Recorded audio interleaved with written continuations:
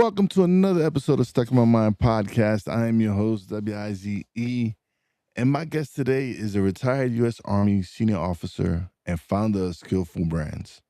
After leading high performance organizations through the Department of Defense and the corporate sector, he decided to now help entrepreneurs eliminate the complexity of starting and scaling a successful business.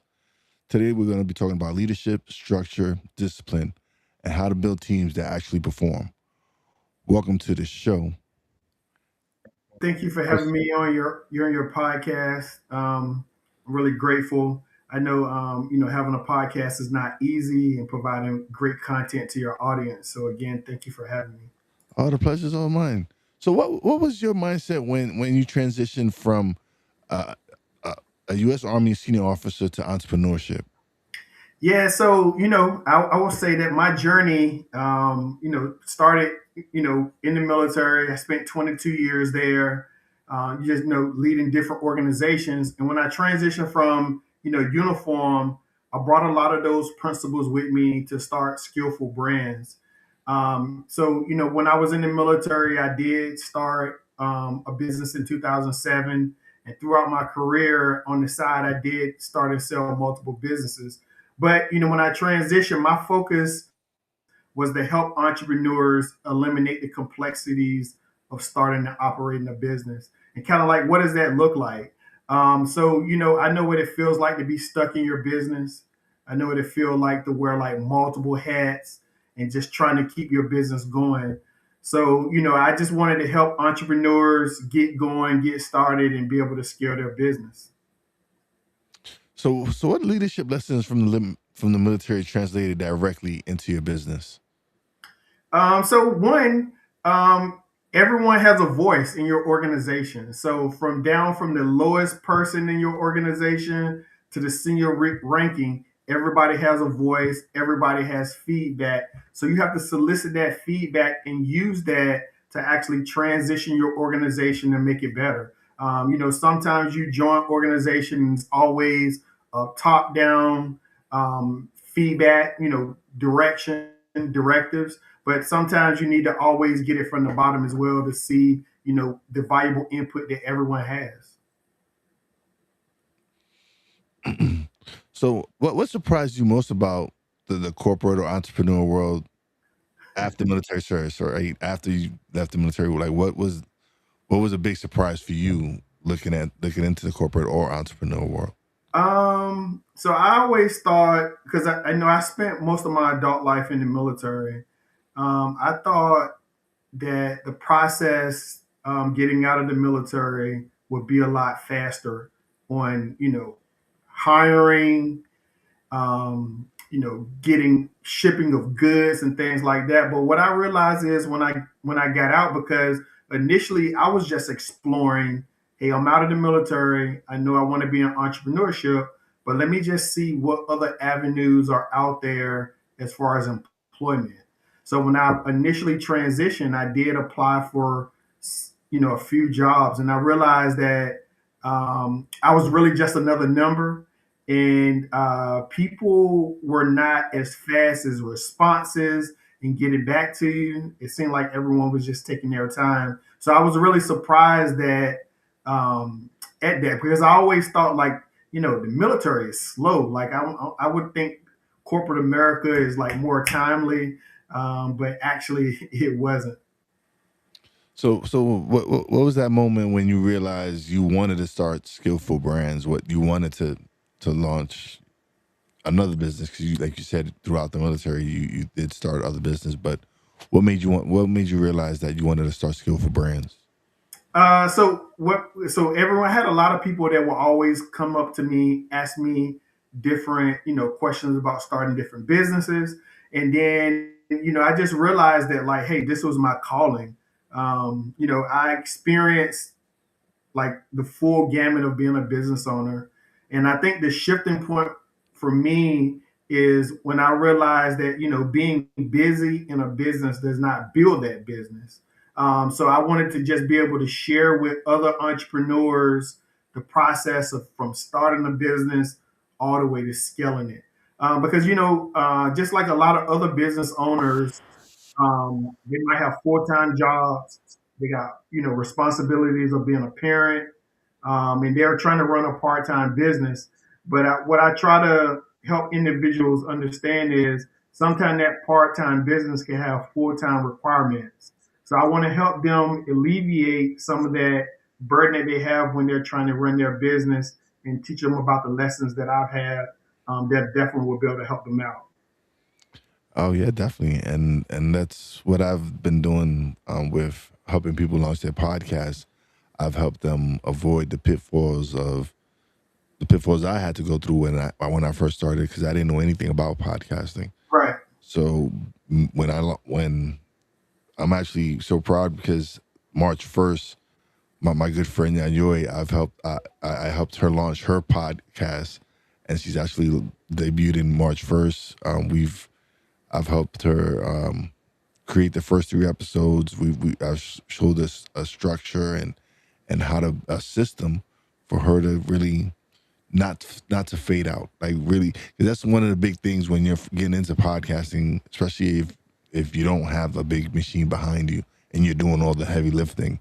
You're doing the editing, the getting of guests, scheduling, all everything. You're doing everything. So I'm showing her a system where hey, maybe you do a bunch of batch recordings in a week or whatever, and just space them out.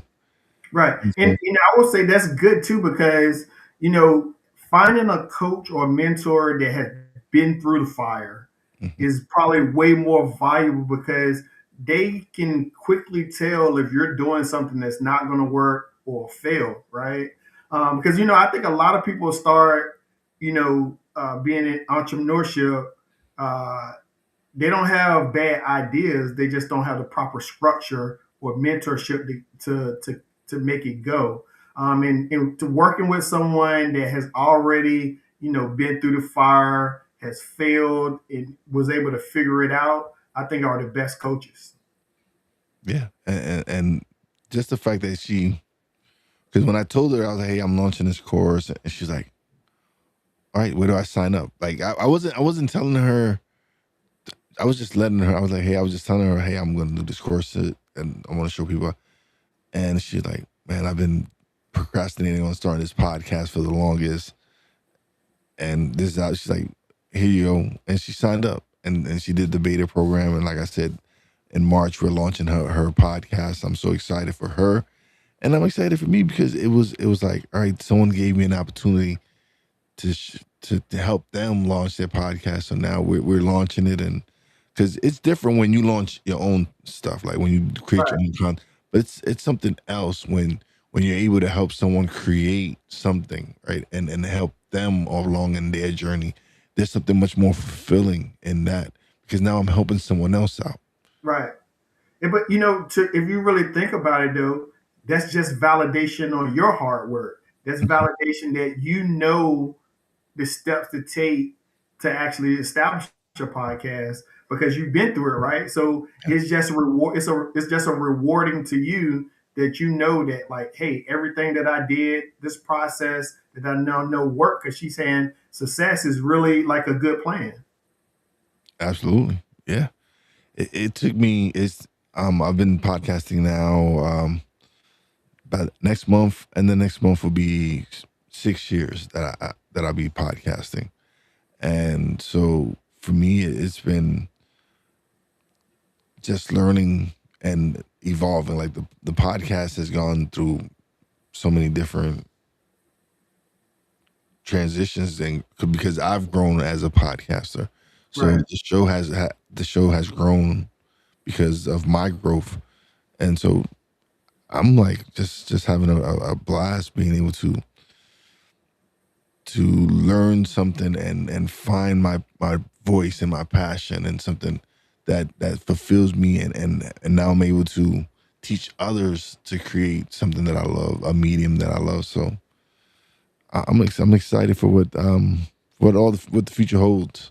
right. Because hey, so one of the things I was just thinking about.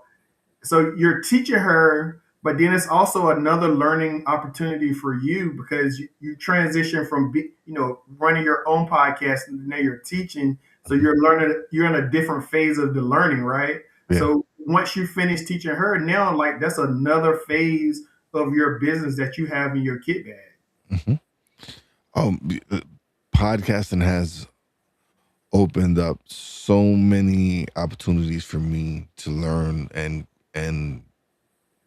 just so many different lanes that I've been able to go into, right? Like, cause now from podcasting and now I'm going into coaching people how to launch their own podcasts. Right, And I've also learned how to I've helped my nephew self-publish his books. So in that process I've learned how to format books, how to upload books, how to create I've created a program on showing people how to self-publish their own books as well. I've helped this young lady self-publish her first children's book. Like all these things come from me launching the podcast and just stepping out of my comfort zone, because basically this wasn't the medium that I was in. This wasn't my realm. But it right. was me challenging myself and stepping out of my comfort zone and doing something that I had never done. And from there, so many different opportunities, like so many different things that I've learned. And I'm like, okay, this is something I can learn and build the skill from it and develop something. And it's been beneficial for me in the long run. Right. You know, you took one of the bigger steps. You got started, Hmm. you educated yourself, and you were able to, transition to something else. I think from my experience, so many people start great businesses, but they don't get to expand or grow because they are scared. They don't have the proper mentorship. So their business end up falling apart, or they failing, not because it was a bad business or they had bad products, but they didn't have the mindset and the motivation, and they were kind of like just stuck in one space. So what does Skillful Brands do differently when it comes to business development?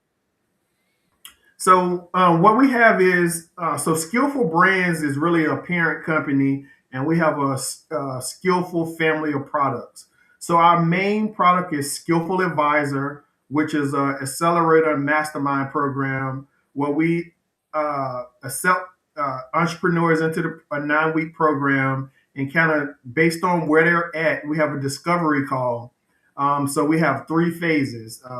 Either you're in the proof and validation, you're in the business and optimizing, or you're in the growth and expansion. So on our discovery call, we will kind of decide where you're at.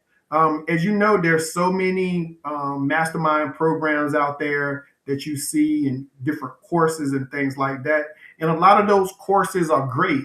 But what we try to bring to everyone's attention, those courses might not fit in your framework at the time you see it, right? So you may be in the proof and validation phase of your business, and you might see a course on building web funnels. That may be a great course, but it may not be the proper timing for your business. So, in our proof and validation, we kind of show people how to have the right mindset and validation and set up the proper formation and structure for their business. And then you will transition it to another phase of your business. And like how you was mentioning, there's so many courses out there for people to take, and so I know you have to really do something different to really distinguish yourself to show them that, like, yeah, there's a lot of courses out here, but this is what we do differently. This is how we stand out. Right. And I was just speaking to someone earlier about this. So in 2007, I got into entrepreneurship, and I was a real estate investor. And I took maybe a couple of different courses. And when I really started digging into the information, I realized that a lot of the material was the same. But this person that called themselves a guru, they may have changed a step or changed the name of a step and rebranded the same course, and they were out selling it. It was the same information. So what we kind of teach is you need to develop your own framework, and we kind of focus on what I call the three S's: structure, systems, and strategy. So on the structure, having the right mindset. And then for systems, I kind of use that as an acronym. because you need to develop yourself something to save yourself time, energy, and money. And then you get into your strategy, having the right framework to know where you're going and where your business is currently at is what we definitely teach heavily. So why do so many entrepreneurs overcomplicate their operations? One, I think they overcomplicate it because one, I think a lot of entrepreneurs um they can't get the right mindset to understand that they can't do it all themselves.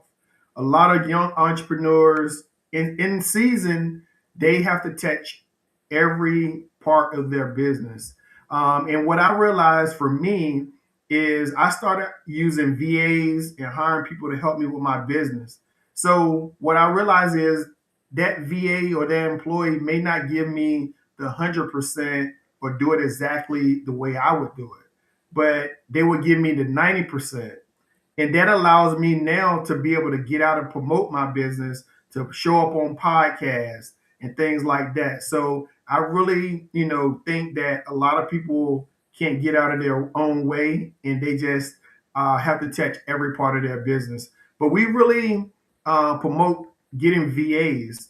And one of the things about that is I initially started using VAs. So you have to find the right one, and one of the mistakes that I made when I hired a VA, I hired a generalist. So I hired someone that was okay in a lot of different areas.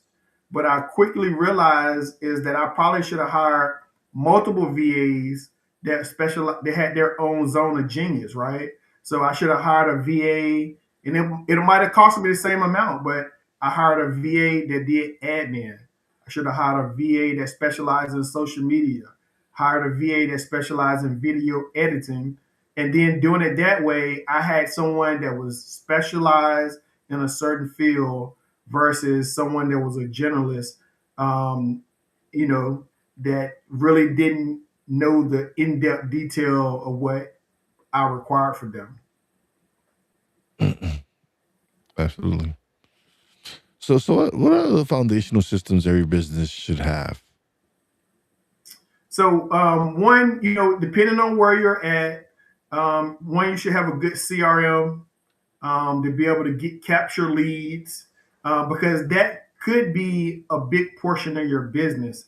But one of the main things that I see a lot of people asking me about is, hey, should this business be focused more on myself, or should it be focused more on the service and products?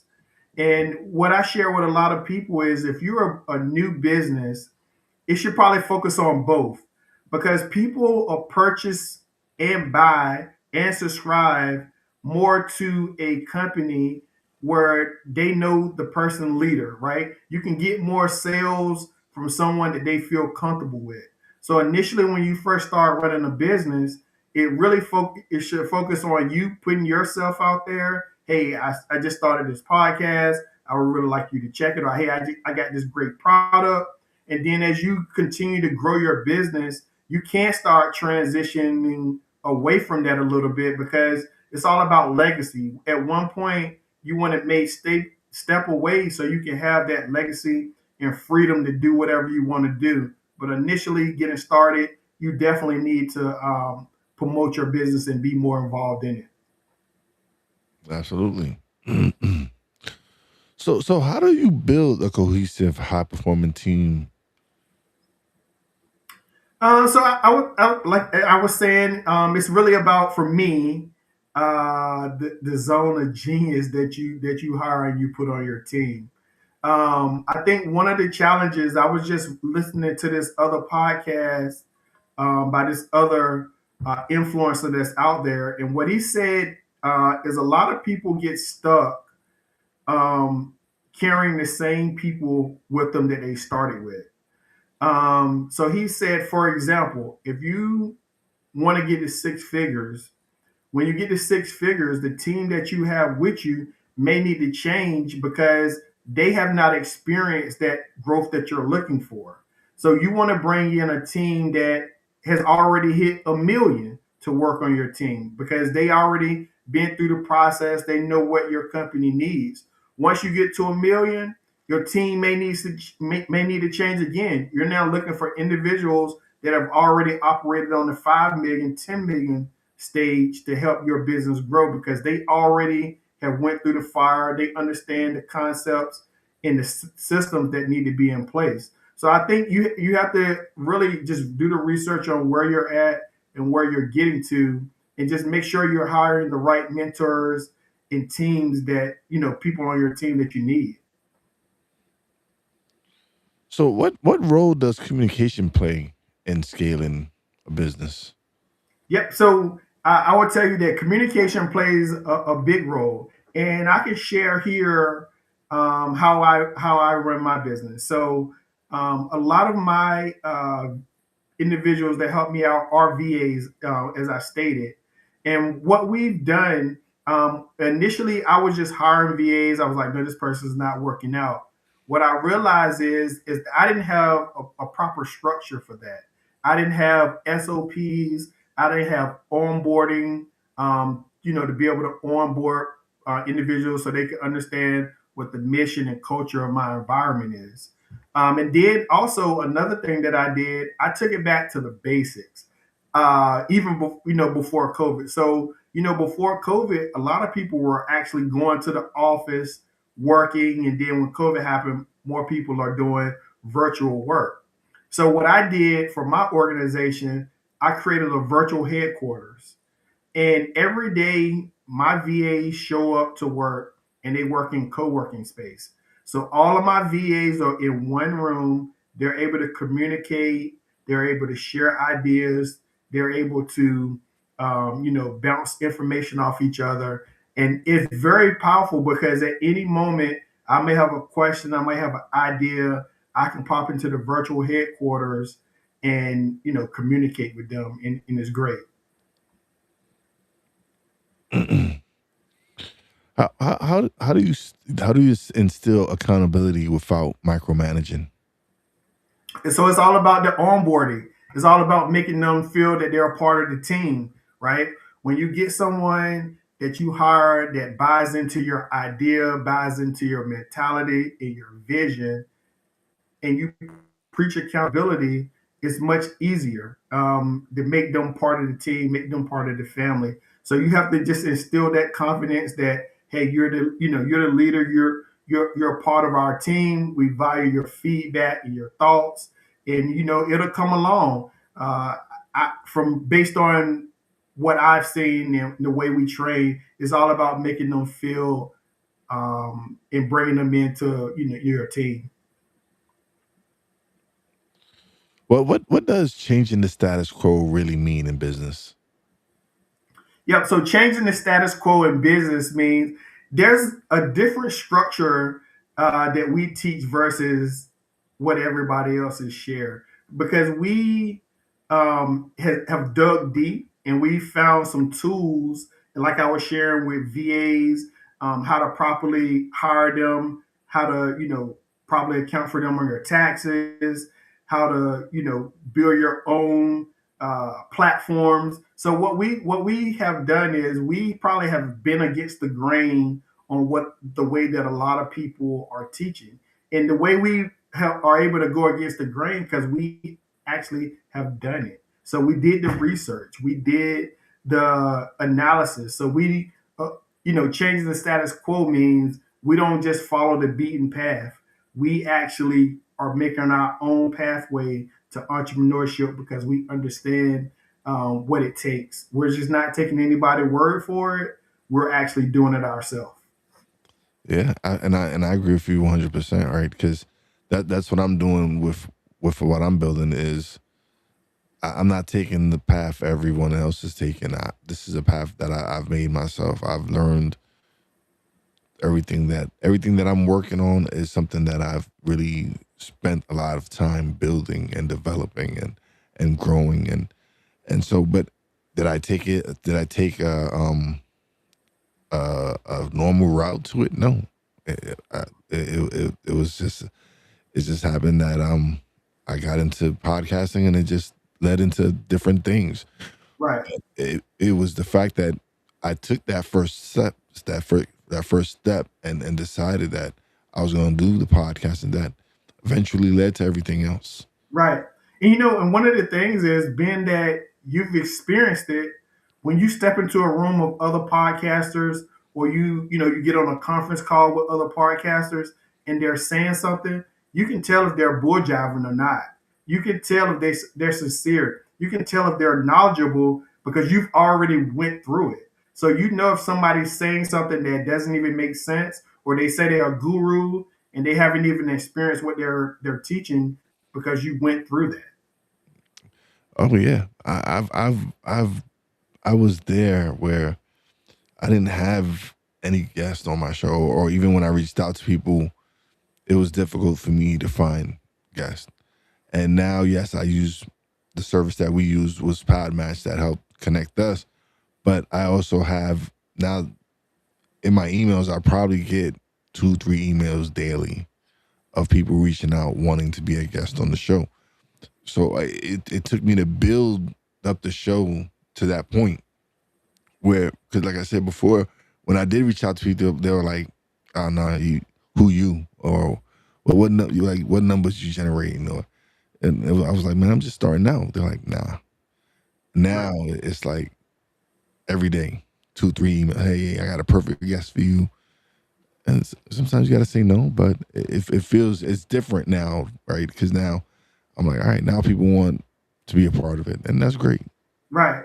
And then, for me, I would say probably over the last year, I've taken a liking to LinkedIn.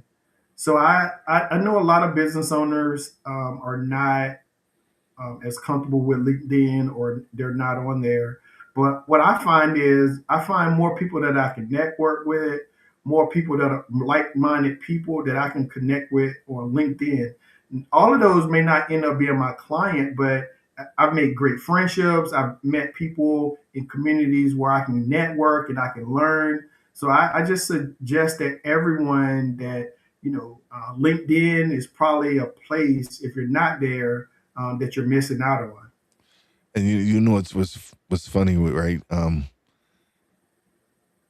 LinkedIn has probably the past year, right, has been probably one of my most surprises as far as people viewing on LinkedIn. Like the number of views that I get on LinkedIn are staggering to me, right? Because LinkedIn isn't known for that.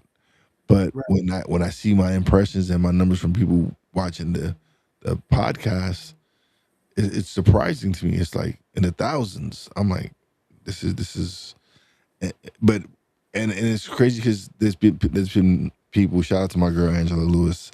I got some stuff for her. I got to take care of. But she was like, "Yo, since I've been on your," she was a guest on my show. She was like, "So many people through LinkedIn have reached out to her to be a guest on their podcast because they heard her on my show."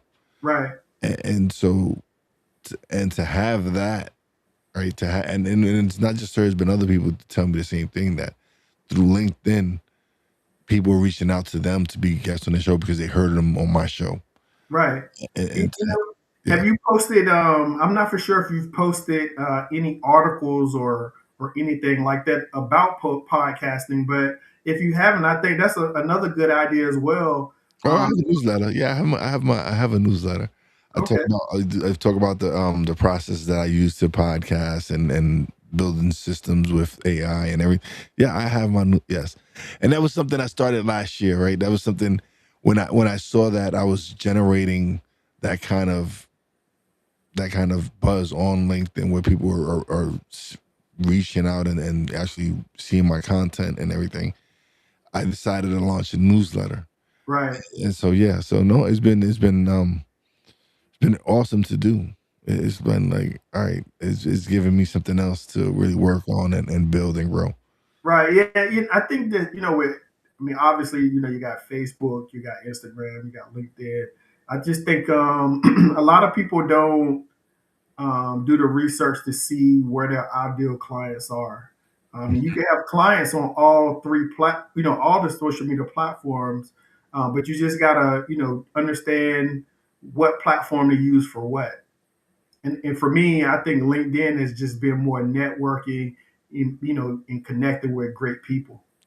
Oh no, it is. It's and again, it's provided me a platform where the people that I'm trying to connect with, coaches, entrepreneurs, are on there, right? Because those are people I want to help. Because those are people who are looking to launch podcasts or who are looking to self-publish books or whatever it is. Hmm. That's why LinkedIn to me has been a game changer, because that's where my ideal client lies, is in LinkedIn. Like that's where I like, yeah, Facebook, there's certain things, yes, and Instagram, yes, but LinkedIn is where I feel that I can probably make a real impact with what I want to do. Here's another concept too that I learned that I've been sharing. So obviously, you have your ideal client, but then also there's a concept about who your strategic partners are. Mm, And I really like connecting with my strategic partner. So, for example, with your podcast, your strategic partner would be other business coaches because as they coach, their clients, they say, "Well, I know someone that got a great podcast that I might want to see if you could be on." That will be a strategic partner that could find your clients for you. So I always now preach about think about who your strategic partners are, and they're individuals that come in contact with your ideal client before you see them. So I always share that with people. Just don't make contact with your ideal client. Try to figure out who your strategic partner is. oh, absolutely. That's one thing I am very I'm big with, is networking and building relationships with people. And I mentioned her before, Angela Lewis. She's um she's a strategic partner, like just like how you said, someone that that when she steps in a room and she sees someone, she's like, oh, I got the perfect person for you. Yes. And so when you have that kind of connection, it is an amazing, Right. And then amazing. also, I would share that when you have that strategic partner, a lot of times you may not be in the room, but they can advocate for your business. Hmm. That's when you get people on your team and people helping you out that way, that you may not even be in a room with a group of people, but they're in there, they're sharing your story, they're telling people about you. They're definitely people you need to have on your team. Yeah, definitely. It's definitely it's important to have those people on your team. So what mistakes do new entrepreneurs consistently make? So again, I think they don't they can't get out of their head that they can't touch everything in their business.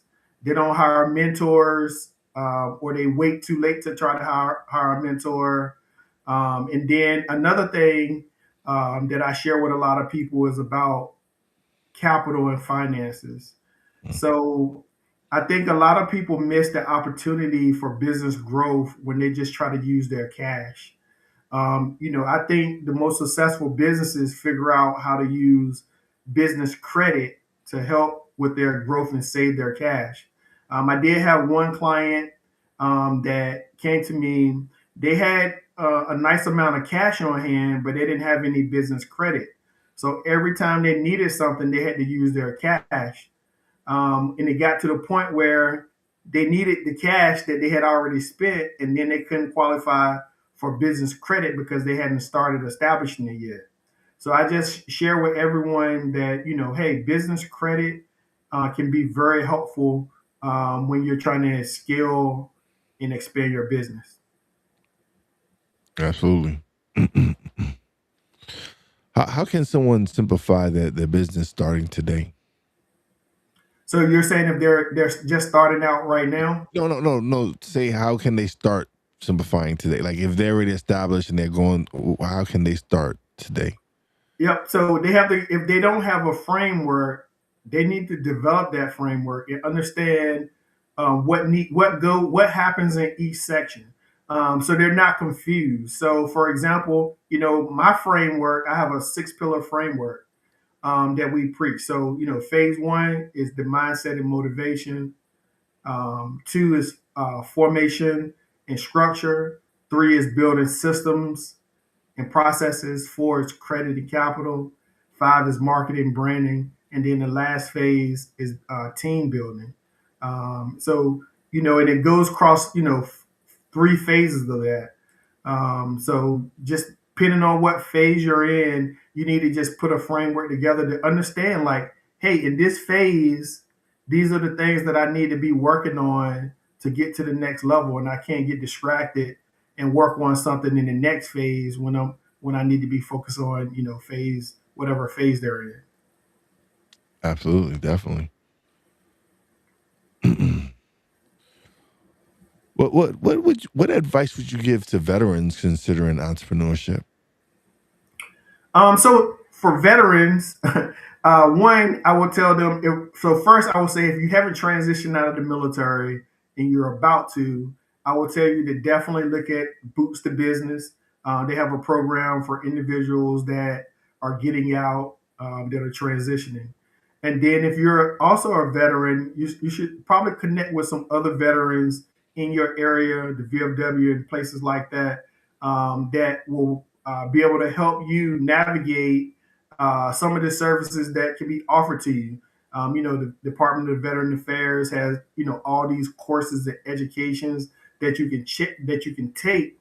But I think one of the most challenging things that happen to all veterans, to include myself, when you're transitioning out of the military, one, you're still working, and then it's like they're feeding you all this information at one time, and there's no way that you can consume all of the information that they're providing to you. That's whatever service information that you're being provided, and then it's Department of Veteran Affairs are providing to you. So I will always suggest that, hey, connect with some veteran groups that can help you really get going. In these veteran groups, there's people that can help you with, you know, different courses that you can take. There's also business owners that are veterans that can help you get going. So I suggest just, connecting with other veterans that have already transitioned out. Definitely, definitely. So, what legacy do you want Skillful Brands to leave? Yeah, so for me, the legacy is I want to, pass Skillful Brands down to my kids, and then it just provides a avenue of freedom for us in the future where we can transition to doing some other things, building more generational wealth and things like that. I think that's one of the most important things for me at this point in my life. Is not really about the amount of money that I can make, but it's about the quality of time and freedom that I can have. Absolutely. So, if someone feels overwhelmed in business right now, what should be one of their first moves? So could you say that one more time? If someone feels overwhelmed in business right now, what should be one of their first moves? So I think if someone is overwhelmed, there's a couple of things that I would do if I was in their situation. One, I will find a mentor. And then two, I would go through all of the tasks that I'm currently doing. And two, I would find the ones that I don't like, I would pass those off. And then two, the ones that I were not good at, I was also pass those off to someone else that could do them better than me. So those two big things right there, I think, will be helpful: mentorship, and then finding out what tasks you don't like and what tasks you can hand off to someone else. Awesome, awesome, man. This has been great. We've actually one of the things about the show, right? I love it because it's live, and so we've had some comments. A loyal listener on the show by me, he says, just taking a different path opposed to others is a characteristic of a leader. Podcast is a thing now. It's a great networking resource, whether you have a podcast or you're a guest on podcast. Absolutely, it's definitely a medium where people are able to connect with so many. Like, I've connected with people all over the world through my podcast. I've built relationships and friendships with people all over the world. Being able to use to being able to have the using the podcast to expand and grow. So thank you. This has been great, but we've come to the part of the show where you get the spotlight and you get to plug away, let everybody know where they can find you, websites, everything. Okay, yep. So again, my name is Antwon Person. Like I said before, you can find me on LinkedIn. I think I'm the only Antwon person there. So that's ANTWON PERSON. And then you can also find out about my mastermind program at skillfuladvisor.com. If you hit me up on LinkedIn, I will definitely respond. And then you can also schedule a discovery call on Skillful Advisor. Awesome, awesome. Thank you, Antoine, for being such a great guest. I appreciate your time. Don't leave just yet. Let me close out the show and we'll chat a little bit off the air. But man, this has been great, man. Thank you for your time. Okay. Thanks. Thanks for having me. Pleasure's all mine. All right, everybody. Another great episode's in the books. It was awesome to have Antoine on the show. I greatly appreciate it. If this conversation helped you rethink how you lead or structure your business, please connect with Antwon Person and explore Skillful Brands at skillfulbrands.com. All links are going to be in the show notes. And if you know a veteran or entrepreneur who needs this conversation, share it. You know how your boy Wize does it? Peace out.